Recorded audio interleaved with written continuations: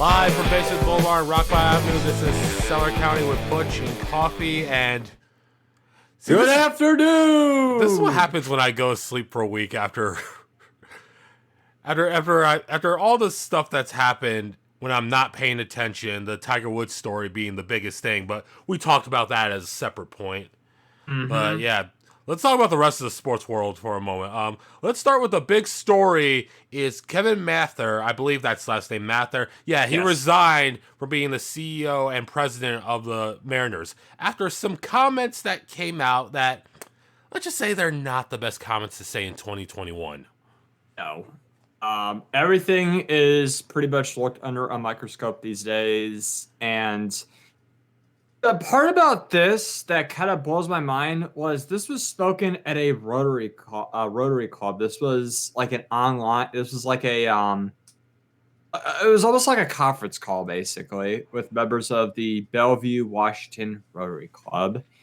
And I will say this in terms of 2021, surprised he resigned only because you can be given the chance of reinstatement, aka, well, I would say this is not his first. This is not his first big incident. He did have a lawsuit against him from 3 other women. Yeah, which I can't believe was kind of covered up. I'm not saying covered up, but it was kind of forgotten about, and it just recently came up in light of Mather's comments, which the comments itself we have to get to. He was talking primarily about an interpreter that the Seattle Mariners had to pay $75,000 a year. Iwakuma, I think, was the guy's pitcher's name. I hope I'm saying that right. Don't quote me on the name. It is Wakuma. Okay. His English suddenly got better, and his English suddenly got better when he told him that. I mean, I think the exact words were in the thing. It says, I'm going to say, I'm tired of paying his interpreter. When he was a player, we pay Akuma X, but we also have to pay $75,000 a year to have an interpreter with him. His English suddenly got better. His English got better when we told him that. This is surprising, considering again, I'm quoting the exact thing that was given to me. I'm reading this off of ESPN right now. Seattle has the largest amount of Japanese Americans. You had Ichiro there for one of the greatest players of all time on your roster. I mean, Seattle was pretty much the gateway to Japanese pitchers and hitters. It was almost like the gateway for the Nippon League, all the players in that league, to jump over to the US. So the fact that he made those comments was, to me, a bit surprising. I would not say they were fireable. Definitely an apology is deserved. There have been worse comments. Like Donald Sterling's still remains one of the worst comments you could ever say. And Margie Schultz, Nazi sympathizings back in the 90s. There was I forget who it was, but I think it was in Miami where someone said they didn't want to bring in Luau Dang because of, quote, the crowd he would bring in. I don't remember if that was Miami or not, but who is your old White Sox manager? Ozzie Guillen. Yeah, Ozzie Guillen. Ass kissing Fidel Castro. Literally in the little Havana of all places, you should not have done that. Just like Mather should honestly not said these comments. He could have done some diversity training. It was not the worst comments. He could have came back. But in 2021, everything is under a microscope. Every little thing that could even be the slightest bit offensive, they're going to blow it up. Which kind of sucks. And let's be honest, this is something the Seattle Mariners don't really need to hang over them. I mean, they are the most laughable franchise in all of baseball. We're going on 20 years without a postseason appearance. And you don't have this. And wasting the glory years of one of the best pitchers in baseball never to make the postseason. Oh my God, you're really gonna bring up Felix. Yeah. King Felix. Oh God. King Felix. You might be the first he might be the first Hall of Famer to get in to never make the postseason if you just go on stats alone.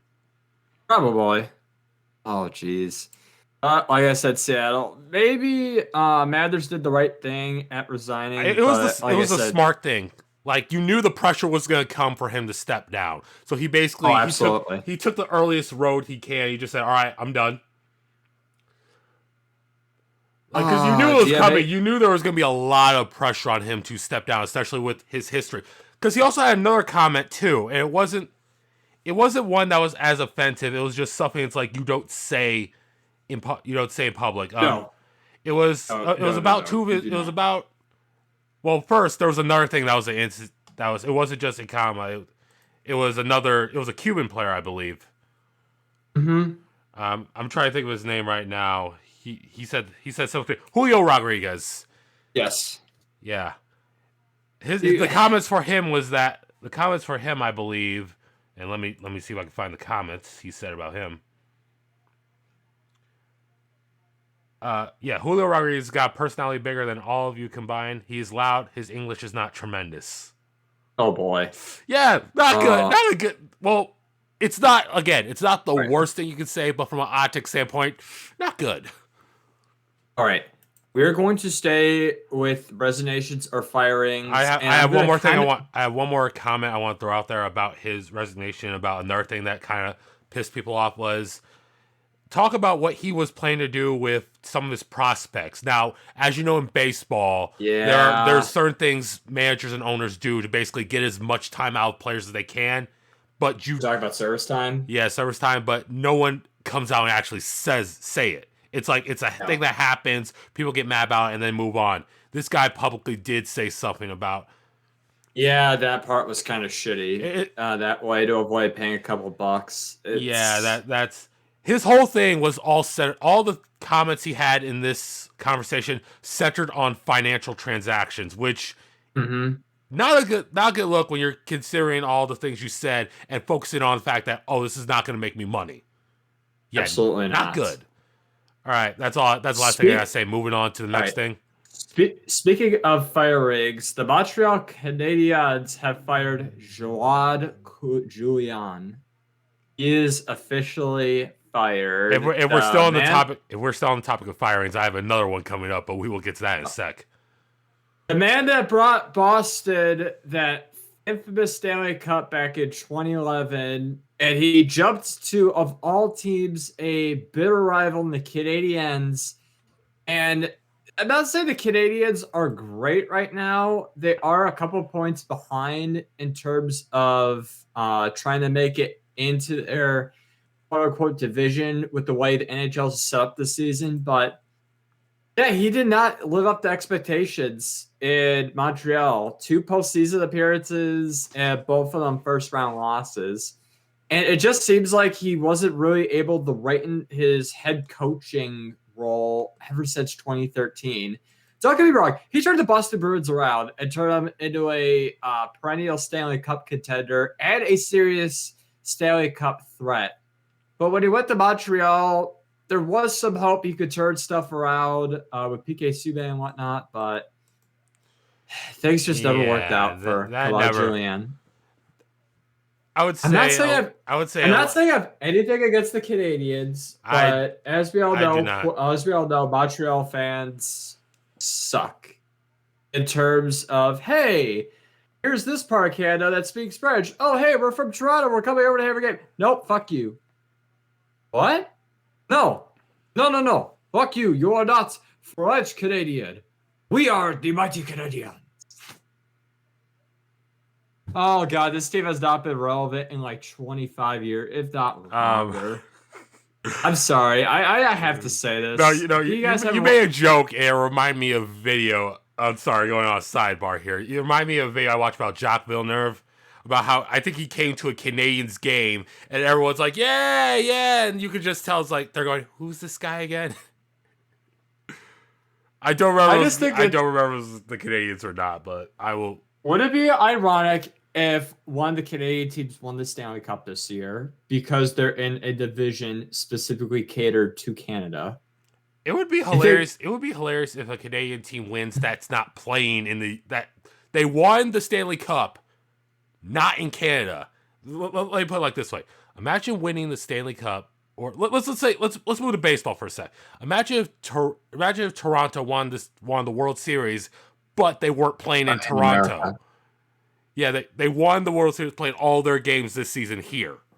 Mm-hmm. Or the Raptors because they're currently playing in Tampa. Yeah, it's that thing right now is that imagine Speaking of- winning the championship for your country that you didn't play in.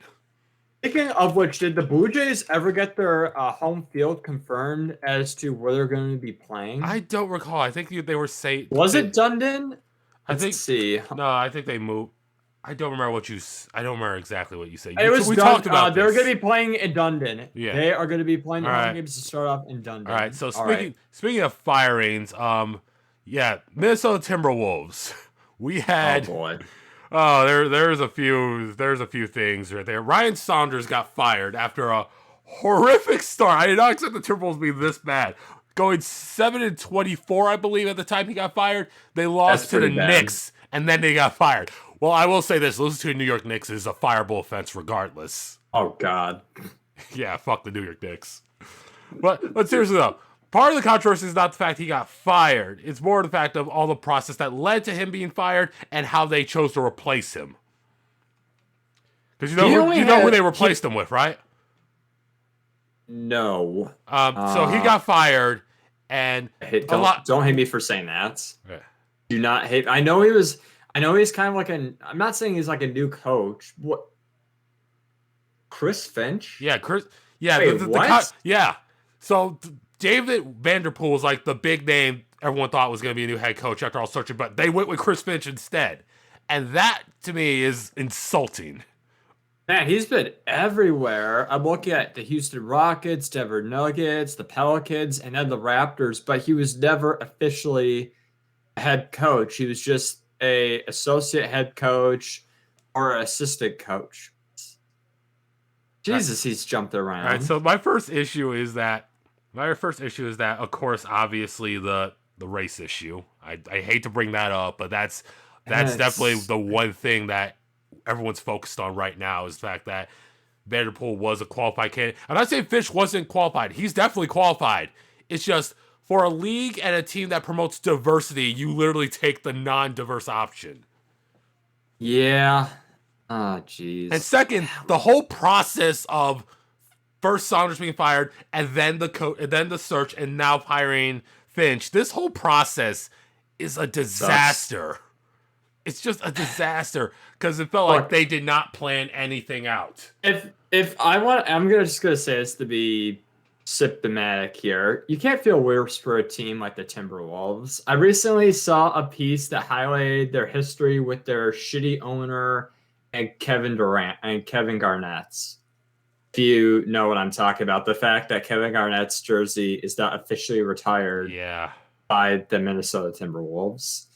This team had a prolonged playoff drought that got ended in 2018, but even then, it was just a mercy killing by the Rockets. And I'm just looking at like the past 3 years when Saunders was coach. I mean, they were 5th in the Northwest. Last year's record, before Corona shut everything down, they were 19-45. Just think about that. You guys aren't even relevant in your division. You guys aren't even relevant in your conference. This is perhaps the worst team in the NBA this year. Would you agree with that statement?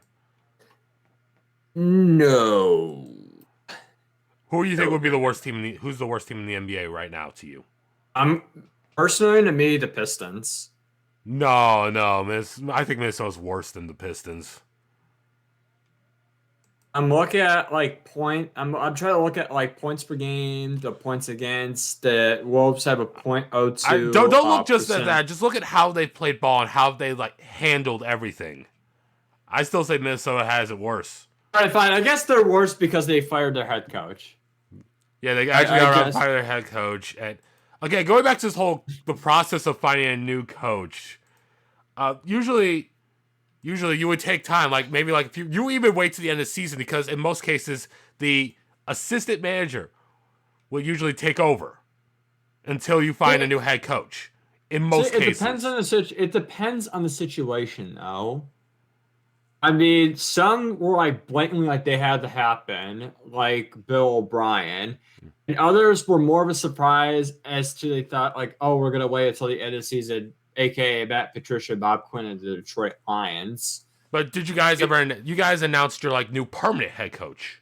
Dan Campbell, the kneecap man. When did you guys announce that? You didn't announce that till the end of the season. Mm-hmm. Yeah, that's what I'm saying. You wait. No, but that's what I'm saying. We waited. We waited. That's the whole thing. Is that they didn't wait. They immediately hired the next guy. Do you think it's going to be kind of like a Marty Schottenheimer thing? Like takes over, rightens the ship well, and no, we're going to fire you anyway. Well, you think they could just. You think they could do something like that? I think.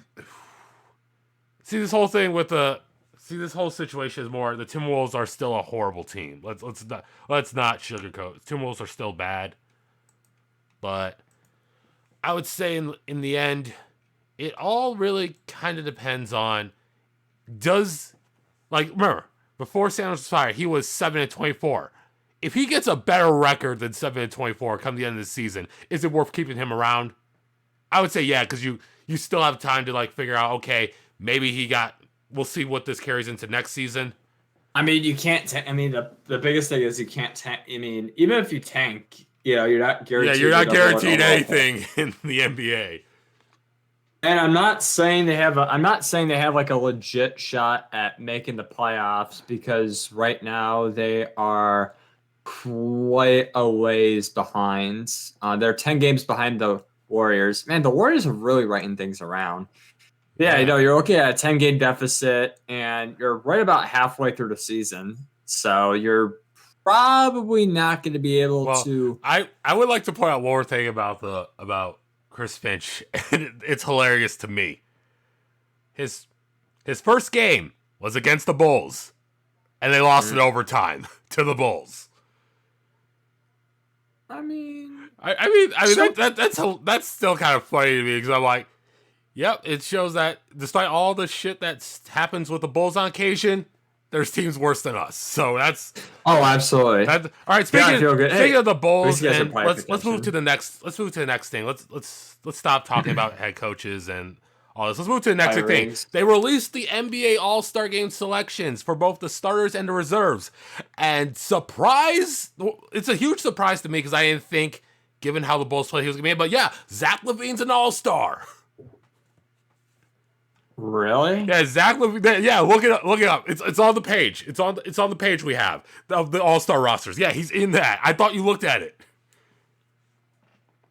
Oh God. Yeah. Look at the All-Star selections for 2021. Okay. I'm looking. Right, give me a sec. While he looks, I'll say this: they announced the starters. For the East, we have Bradley Beal, Kyrie Irving, Giannis, Kevin Durant, Joel Embiid, with Durant being the lead vote getter in the East. And the West, we have Steph Curry, Luka Doncic, LeBron James, Kawhi Leonard, and Jokic for the West, with of course LeBron leading the West. Now, as for the reserves, we have Jaylen Brown, James Harden, Zach LaVine, Ben Simmons, Julius Randle, Jason Tatum, and I'm really gonna screw up this name, Nikola Vucevic. I never said Nikola Vucic. Vucic. Okay, I'm sorry.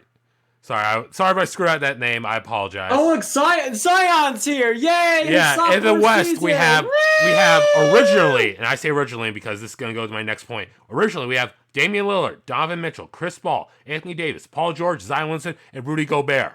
I say originally because recently, because of Anthony Davis' injury, he'll be sitting out the All-Star game. So it goes to the guy that I thought was going to be the biggest. That I said was the biggest snub, and that's Devin Booker. So Devin Booker's getting the All-Star game, folks. Oh, thank goodness! All right, so do you think what's the biggest surprise to you of this list right here? I know I might get some flack on this. How about Zion Williamson? It just seems like I believe that the coaches vote for the reserves, but I know he's had a couple of injuries, but he has not really lived up to his hype, to be honest. He's made it impact in New Orleans, but let's be honest, he ain't playing New Orleans forever. No. After his rookie contract expires, he's getting the hell out of there. He might go to LA. He's legit. If he does go to LA, that would be amazing.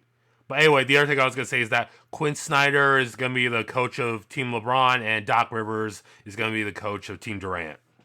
What? Yeah. No. Doc is gonna. No, come on. Yeah, look at. I'm not making this up. I am on the page right now. Christ. I am on the page right now. I am not making any of this up, folks. Doc And we tend to bullshit sometimes through these podcasts, folks, but no. I am not making that statement up, Butch. Oh, Jesus Christ. Oh, I thought we got away from him. Oh, God. All right. Yeah, so wait, I'm still reading right now, and I believe, yes, the coaches choose the reserves. Oh, we got 2021, folks. Only in the Corona will we see Doc Rivers so you coaching. think Zion Williamson's the biggest surprise? In my opinion, yes. I would, but maybe it's to the fact that he hasn't lived up to expectations yet. He's still young. Still young. It takes time to really get to where he needs to be, because remember when LeBron came to the league, he wasn't like immediately the big standout. It took time for LeBron to be LeBron. Yeah. Right. Wait. Whoa. Okay, wait. Hold on. All right. Let's talk about your snub. I just want to talk about. They're planning to host all the festivities. Wait, my surprise or snub? Which one you want me to talk about? I was gonna go do surprise. Julius Randle would be my biggest surprise. Really? Yeah, because I'm thinking of like all the different superstars in the East, and I'm thinking, how is Bam Adebayo missing? Because he's my snub, and I'm thinking, how is Randle in there and Bam Adebayo's not in there? I don't really have a snub. Well, originally my snub was Devin Booker, but Davis is hurt, so he got in. So I guess that resolves that issue. So let me get this straight. They are not doing the NBA Rising Stars game. They're trying to shove everything into one night. And they're putting the slam dunk contest in the middle of halftime. What? Oh, come on. I think that's entirely a bad idea. Man, due to COVID, and it says right here, due to COVID. Oh my God. Oh, shed some tears, folks. This goes back to the big question. This goes back to the big question. The dunk contest. No. Here's the big question. Should this game even be played? Considering the pandemic? This game should not be played. If the players want to, I'm going to say yes, but realistically, I know LeBron James, and I think Carmelo Anthony were the biggest people who say they did not want this. The mayor of Atlanta even came out and said, fans, please do not come to Atlanta for the All-Star game. Please do not come into town if you're trying to attend the game or try to see some of the festivities. So here's the other thing about the All-Star game. They have the skills challenge and the three-point contest before the game, which is fine. You could do fun events like this before a game. I would say you could do the three-point contest, substitute that in during halftime, and put the slam dunk contest beforehand. I feel like you shouldn't do the slam dunk contest at all, because I wouldn't say that the slam dunk takes the most effort, but it really is a lot of things go into the slam dunk contest. I thought you were about to try to talk about more of like COVID, like contacting the rim and whatnot. No, I'm more saying that when you consider, I would say that the skills challenge and three-point don't require a lot of effort, but when you see what they do for the dunk contest, I feel like that takes a lot more work out of all the events of All-Star Weekend. So why would you have it in the middle of a game where, well, the other thing I was going to say is... The whole thing's the gimmicks. Jumping over cars, jumping over teammates. Coming up with the craziest thing. Mascot. And here's the other thing that makes this thing even more frustrating. They're using the Elam ending format for this year's All-Star game. Which means that there's going to be a lot more effort going into this. Like, if it's a close game, there's going to be a lot of effort at the end game. Do you really want to have Zion Williamson, after coming out from dunk contest, in for this? I know it's for charity. And all, but come on. And you had the dunk contest before. You don't have it in the middle of the game. You have it. If you're gonna do it before, or make it like a Make it like a Excuse me. event of its own. Make it like a post-game event. If you're going to opt into the All-Star game, you should not have to be. You should be in the All-Star game, as in you should only be able to choose one or another. That is I feel at the very least is that they should probably make separate All-Star game rosters. Like, and quote me if I'm wrong on this, but quote me if I'm wrong on this, but isn't there All-Star game activities where the players who are not elected to the game still compete in those activities? The Rising Stars, yes. Like Rising Stars, 3-point contest, all the other contests. Do they still have players compete in those even though they're not in the game? Why do you not just make a separate list? It's like, okay, so you have all the people who are playing in this game. Lock them to the game. If you want to have the other events, vote for players to be in those events. Well, the one thing coming out is they never announced who's going to be in these events anyway, so... Get what they're trying to say and do. I just don't like the All-Star game. I just don't like the fact the All-Star game's being played. The biggest thing about the Super Bowl, and yes, it was in Tampa, it was in Florida. We didn't really see a major spike or a major outbreak result from that. They had like 20,000 people in attendance, and they had like 200,000 people partying out on the streets of Tampa the night of the Super Bowl.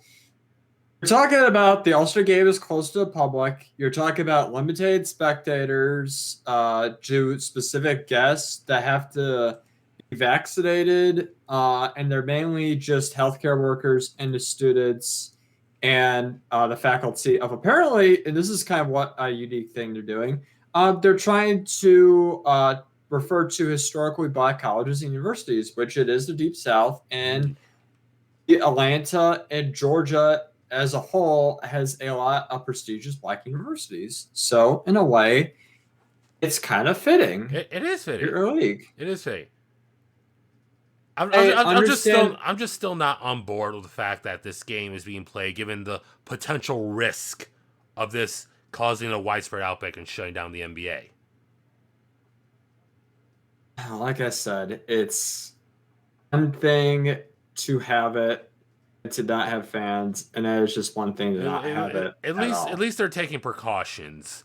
Now, it's like what happened with the Pro Bowl, man. I mean, you put some of that shit online, and yeah, it did have a little bit of a positive spin, but it definitely wasn't the same to the players. No, it's also like I said, it's also such a shame that for guys like Zion Williamson, Julius Randle, and Jaylen Brown that you're. Oh, and Zach LaVine too. I forgot this is his your first time. Your first time is in a situation like this. First time's without fans. Yeah, your first time is in a situation where you can't really fully embrace the All-Star weekend and take in all that it is because you may never get this again. You are aware of where it was supposed to be this year, correct? Yes, that's the other thing. I'm still like, well, at least in this one, there's a good explanation. Yes, the All-Star game this year was supposed to be in Indianapolis, but due to conflict of the NCAA tournament, they're moving it. I think it's awesome that Indianapolis is going to get it back in 2024. That's why I mean, I'm definitely. That's why I feel for a lot of these like big sports events that were canceled due to the pandemic that they should be, wherever you have them back in the rotation as soon as you can get them back on. Amen to that. Should we talk about? I mean, yes. Let's talk about the other thing that I'm not too happy about because the discussion. It's more because of a specific thing than the matter itself. There's been a push, originally by Kyrie Irving, backed by Vanessa Bryant, to change the NBA logo to Kobe Bryant. Now, I'm going to get a lot of heat for this. I'm going to get a lot of hate mail. I'm going to get a lot of heat for this, but I was going to say something even worse. I do not think changing the logo to an iconic player who passed away recently, because he passed away and the timing of it, is not a good idea. And neither is changing the logo because you want to make that change to honor someone, to honor one person. Yeah. That's not a good idea. Like here's a fun fact. Here's a fun idea. Please don't get mad at me for what I'm saying this. Let's make a black silhouette of Kobe and put it on our logo. Or better yet, it's Black History Month. let's get this logo out on the press immediately to appease our fans. That, like, I know you're going to get... I don't disagree with that statement, because I feel like that's what this is going to come down to. You're going to change the logo to appeal to a subset because they're demanding it. Like, it would feel, from an optics standpoint, it would be entirely different if, like, every NBA fan and player says, we should change the logo. Here's the fun fact I was going to say. You know who the logo is, right?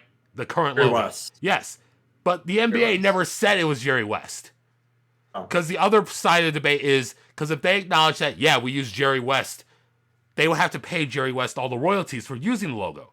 There's a thing going on is that if they change it to Kobe Bryant, then they would have to pay royalties to Kobe Bryant's estate. He has said he wants the logo changed. Yeah, he wants the logo changed, so he's on board with it. But no one has come to a consensus on what this logo should be. Oh my God. Another quote. People meeting West will refer to him as the logo, and apparently he fucking hates.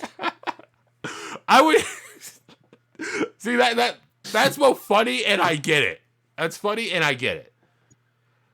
Now, on a side note, do I think the logo should change in the future? Yeah, but actually, it should be a definite reason to change the logo. And if they do change the logo, I would say let it be representative of what basketball is on a global scale, not just representative of a solo player's accolades or legacy or even recent events. Like, could you imagine, like, God forbid, if Tiger Woods died in that car crash and the PGA say, we're going to change the logo to his swing? Do you know how shitty that would be? Who was the Marlins player that died a couple of years ago? Hernandez. Yeah. I want to say it was him. Yeah, he crashed. He was in a boat crash, right?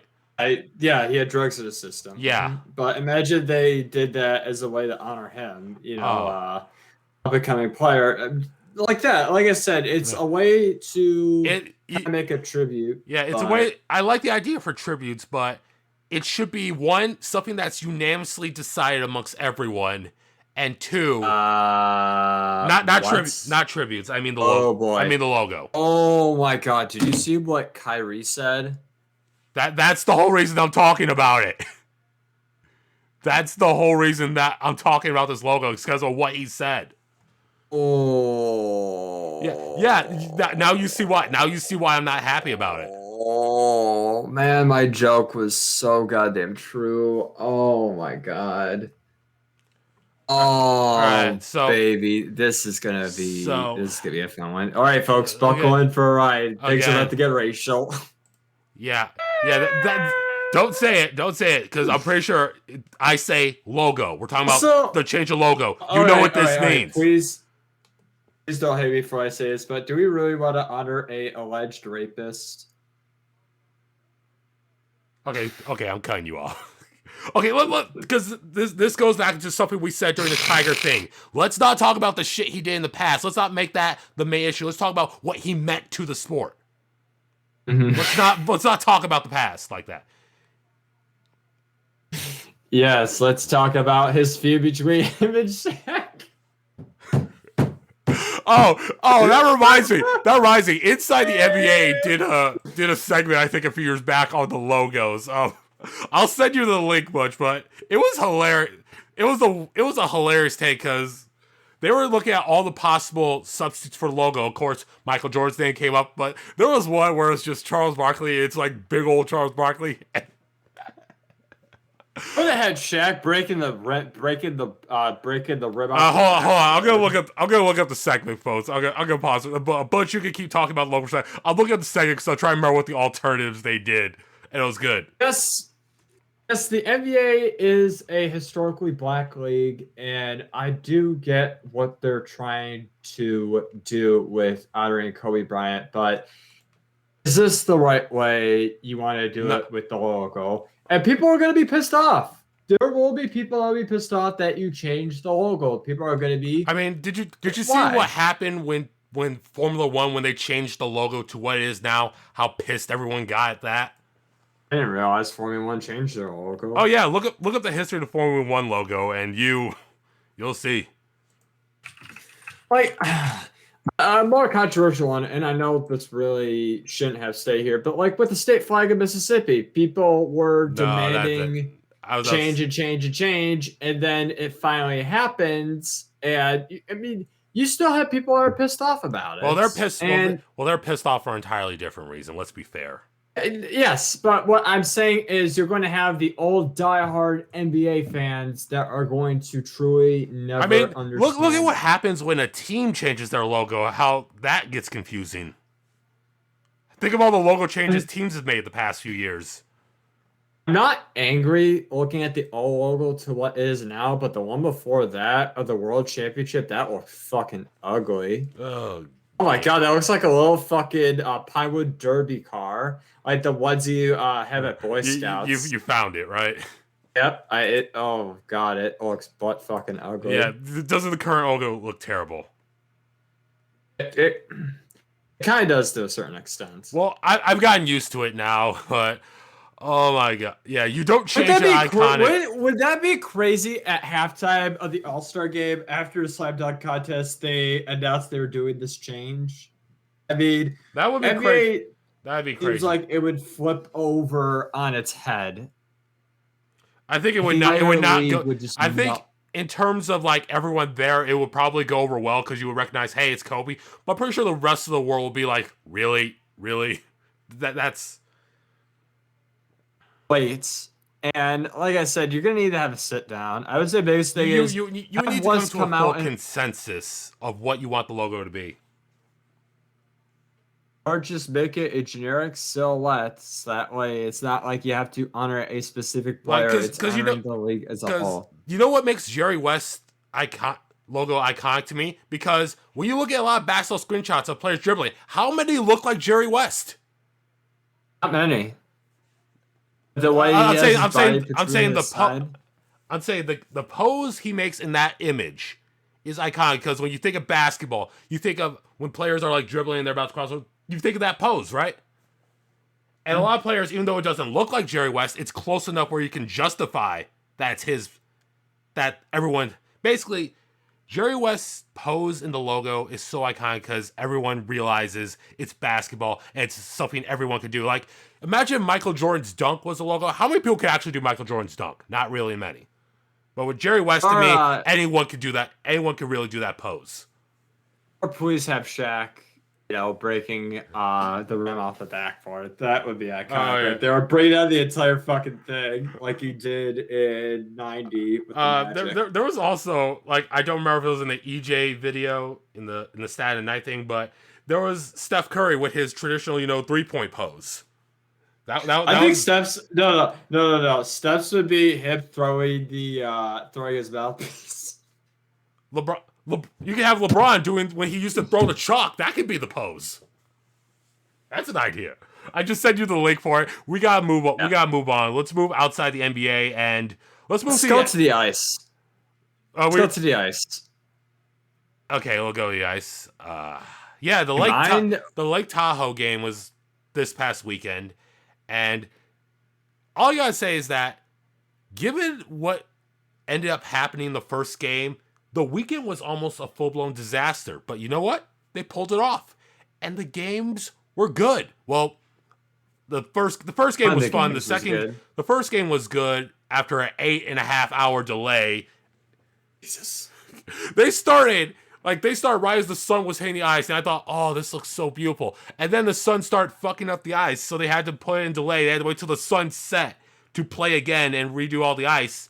And oh, God. I'll tell you what, I'm a sucker for good old fashioned night hockey, especially because it's the NHL. I love the idea of hockey at night, and I believe that outdoor hockey should be outdoor late night hockey should definitely be a thing in the near future, but. Oh my God, was this too late to start? Too late for a game. It's hilarious. And then they had to move the other game around to earlier. They originally were going to move around earlier, but then they said 4:30. We're playing at 4:30. Jesus Christ. All right. So I told you I like the ideal location, like being like Tahoe, being absolutely beautiful and gorgeous, the views of the mountains and whatnot, but Deteriorating ice conditions. Can I just say one thing about the atmosphere? And this is weird, but it's something I've noticed and I was hung up on. Have you ever played any of the Backyard Sports Series games? That's teeny bit. Well, there was actually Backyard Hockey. That's the one of all the Backyard Sports games out there. That's the one I never played, but it gave me that feeling that this is Backyard Hockey because Really felt like that. Yeah, it really felt like we were in someone's backyard. And that's why I'd like, if they do more games like this in a setting like Lake Tahoe, I would be all for it. Maybe build like a small grandstands and have like only certain people come to these games. You need to have it up in like Alaska, like the Upper Peninsula of Michigan. Like you need to have it in like Vail or Aspen. I think that's cool. You look at the background. I just looked this up. Did you see one of the images is the Flyers just practicing. In the background, you see people kayaking on the lake. Is that not a beautiful look? That is iconic. That is a beautiful ass look because you could make the argument that this is. You think Tahoe would freeze over, but no. Wow, you can see the beach. I mean, this is nuts. Yeah, and quote me if I'm wrong on this, which you probably don't know, but isn't this season's Winter's Hell Kitchen supposed to open up a restaurant in Lake Tahoe? Like, don't quote me on this. I'll go look it up, but I shit you not. This would have been perfect timing. I want to say yes, but please confirm it before. Yeah, I will confirm, but that would have been perfect timing if the restaurant was open. They should go, regardless, they should go back and take this. And if it was me, I would take the game out of the 2022 Stadium Series. Wherever that game's going to be in Carter Finney Stadium, I would take it out of there. Bring it back to Lake Tahoe. All I will say is I have interest in these outdoor games. As a fan, I would love it. And not stadium games. I mean like true outdoor experiences like this. Or I'm going to say the Winter Classic. The outdoor games, I just feel like is kind of a gimmick brought on by the Winter Classic. Yeah. Games like this, cool. It's perfect for it, though. Yeah, I like the whole Hockeyville idea, what they did with Kraft. The first, they do like a preseason game at these random events, and two of them have been the Upper Peninsula. My girlfriend ice skated at the rink they hosted at, I think it was last year, up in Calumet, Michigan, one of the oldest ice rinks in the league. I think that's pretty dope. When they do stuff that's like awesome. That is awesome. Yeah, but outside, a quick thing about the game: the Avalanche beat the Golden Knights 3-2 on Saturday's game, and then Sunday's game. The Bruins Why did they have the Flyers? Why was it the Flyers and the Bruins? Why did they do it the Kings and the Sharks? I do not recall. I don't think you transplant two East Coast teams to a West Coast game like this. It's rather you do two West Coast teams. You do two California. Literally, you're in California. Excuse me. The game was in Nevada, but you're literally on the Nevada-California state line. Like you could have had the Kings and the Sharks because people from both LA and San Fran love Lake Tahoe and the Reno area. They definitely flock up in the summer and winter. Well, yeah, I kind of guess you don't want the crowds there because, Rona and whatnot. But no. Overall, though, I do like the premise of those games. Definitely the delay. I'm not going to say it hurt them entirely, but yeah, it kind of sucked. The delay sucked because imagine you're tuning in to watch this game. Then this delay comes up. It's like, okay, I'll come back. And then it's like 3 hours. It's like, okay, I guess they're not playing. And you find out they did play the game 8 hours later. It's almost like Daytona. Like Daytona. Yeah. What I understand from an NHL scheduling issue that you really couldn't push it back a day. Oh. But still, though, that was way too long for a delay. Once in a lifetime event for these players and the people that were there. And fortunate enough to be there, yeah. Definitely after this whole pandemic is over and whatnot, that's going to be one of my biggest aims on my sports bucket list is to attend not just stadiums in general, just unique events like this. Even if it does cost a pretty penny or a dime or two, I wouldn't mind just getting to experience this, or just being right there where the action's at. Because it's one thing to see it on TV, and it's one thing to see it in person. Yeah. I've only been to one outdoor hockey game, and my brother played it when he was in Bantams. He played down historic Clark Park, right next to the Ambassador Bridge. It was like 10 or 15 degrees outside. There was snow everywhere on the ground and in the banks around the ice. And it was one of the coolest things I ever saw. Yeah, it's not high school hockey, but damn, it's fun to see kids play outdoors, especially on the ice. And when it's a lifetime opportunity like that. So, all right. I will say, you got anything else to add to the NHL? Nope, that is my 2 cents. Because I do want to quote a few things in the NFL. One thing I want to quote is J.J. Watt sent out a tweet some time ago. He sent out a tweet saying a legendary phrase, "Mitochondria is the powerhouse of the cell." Did I not say 2 weeks ago we should stop reading into these things? Did I not say 2 weeks ago we should stop reading into this? Because apparently everyone is taking this to say, oh God, he's going to go with this team. No, he's going to go with this team. Like, I have a list of tweets from some people about what they say. Quote me on this, but this guy, Isaac, from World of Isaac, said, fun fact, mitochondria is actually the French word for Michigan. J.J. Watt to Detroit confirmed. Okay. I'm pretty sure that mitochondria does not mean Michigan. No. No. Yeah, I was going to say, that does not make any sense. That is not even close. This is kind of dumb. Oh, I do like the idea of the cryptid tweets. I do like the idea, but that means that every time a player tweets something, we have to read into every detail. And sometimes, like, can we just take the tweet for what it was? It's just a joke. It's only supposed to be a joke. Yeah, it's like a joke, but that doesn't stop all these people from like making all these like, oh no, he's coming here. Oh no, he's coming here. Like, hold on, I'm pulling up the list, folks. This is hilarious. This whole mitochondria tweet is hilarious. Did you see him shoveling snow? Did you see that tweet? Yeah, I did. I saw that one too. Oh my God. The thing is, JJ Watt, the whole Watt family are goofballs. They're in a way goofballs, and I love them. Oh, here's finish your piece. I'm gonna have something else. All right. There was a few other tweets about the mitochondria that others have made. I'm not gonna read all of them. I'm just gonna quote some of them as soon as I get this list up because internet's running slow because of the storm over here by us. Internet's a little slow on my end. All right, so here's another one.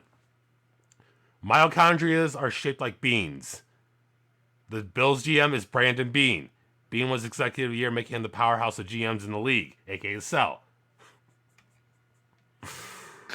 Oh my God, this is just... It's hilarious because not only it seems like this is the biggest joke, but some people are legitimately taking this seriously.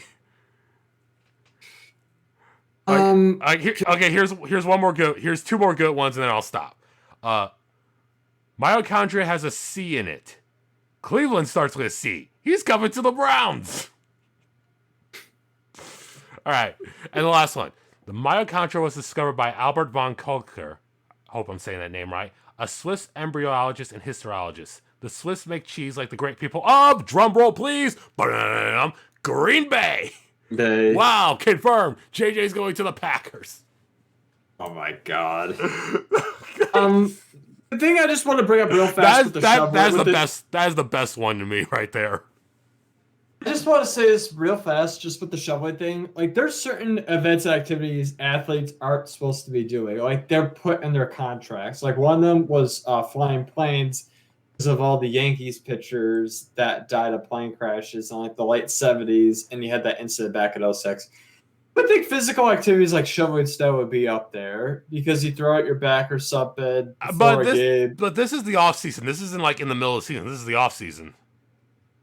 Yeah, but some of them say like, "Oh, you can't ski. Oh, you can't snowboard." It's highly suggested, unless it like explicitly says their contract, which you and I have never seen a pro sports contract. We wouldn't know. Mm-hmm. So, but I know it's like highly recommended. It's like imagine. Let's say it's like, okay, you can't go riding your high-speed race-style motorcycle, but they're going to do it anyway. It's just highly suggested you don't do it. Yeah. I just feel like if you saw a video of like say Stephon Diggs at Buffalo doing the snow.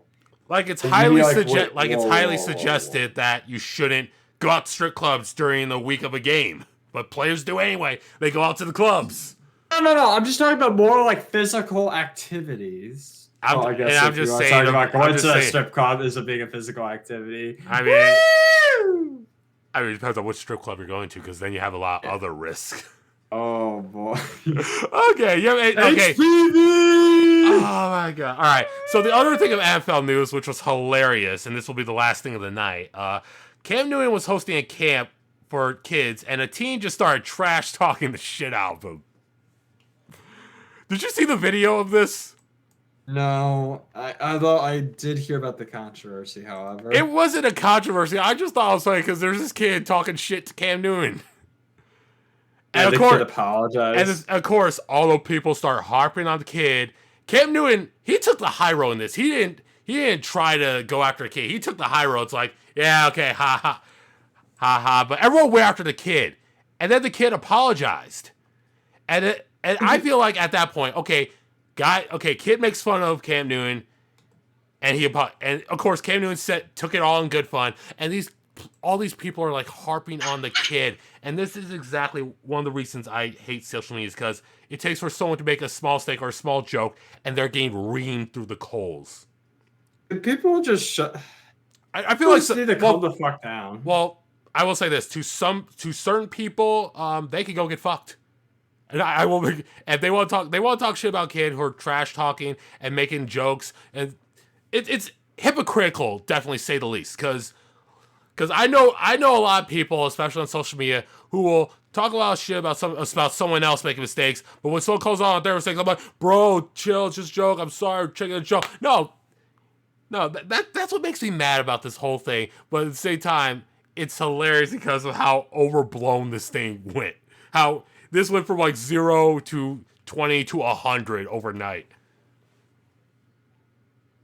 I just feel like people can't take any sense of criticism to someone that's famous. It gets blown up. It either gets blown out of proportion, or some of the kid says gets taken way the fuck out of context, and then you have people just dogpiling on him. And just trying to. And it's not just the people dogpiling on it. It's the people who will dogpile on anyone, and then like I said, it's being hypocrite. They will dogpile on anyone, but when someone calls them out their mistakes, they want to say, "Don't call me out. I'm sorry. I was sorry. Why are you making fun of me for like that?" Fuck those people. Especially since this was a kid. This was a kid. Kids are gonna talk shit all the time. You tell me you go up to kids, they're not gonna talk shit.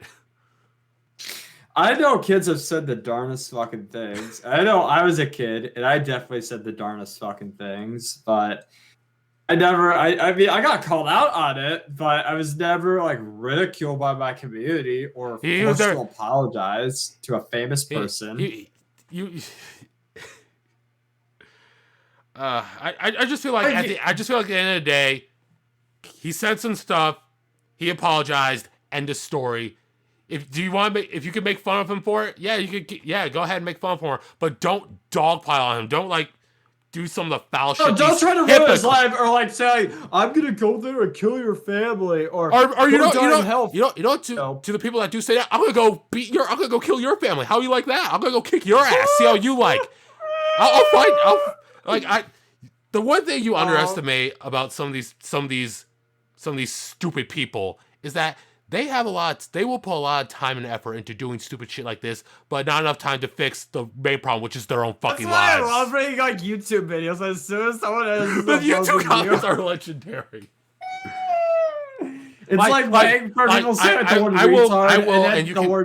I will, and you can quote me on this. I'm pretty sure down the road, some people are going to be dogging on me for shit I said, and I will own on to it. I will own to it. It's like, yeah, I said that. I apologize, and I will joke about it and move on. But some of these people will not let me move on. Probably. The crazy part right now is athletes and celebrities have been confirmed to have burner accounts.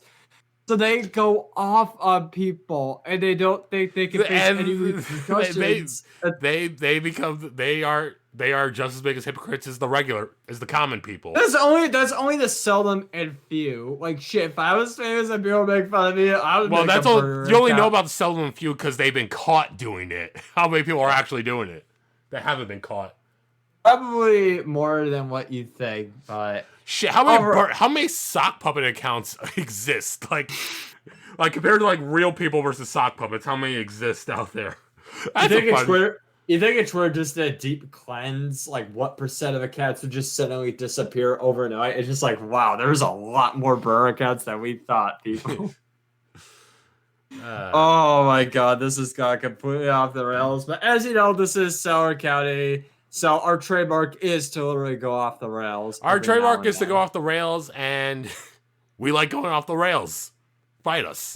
We should have a spin-off just called Off the Rails, where it's just like deep dives into nothingness, and people are just like, wait, what? Like, what? Like, just deep dives into like the just most random of topics. Like, we could do a deep dive into pro wrestling because WrestleMania is coming up. Oh boy. Yeah, I could go 3 hours on WrestleMania alone. But anyway, folks. Dude, you're talking to me at the beginning. Oh yeah. One more thing before we go off the air, folks. One more thing I do want to point out that annoys the hell out of Butch, and it'll annoy the hell out of a lot of WWE fans too. But this past weekend was Elimination Chamber, and due to events at Elimination Chamber, Michael the Miz Mizanin is the WWE champion. You know what that means, folks? That means has yet another hero. Yeah, Cleveland has another champion in its midst, baby. Fuck that. This has been Cellar County. I'm getting the fuck out of here. Cleveland rocks!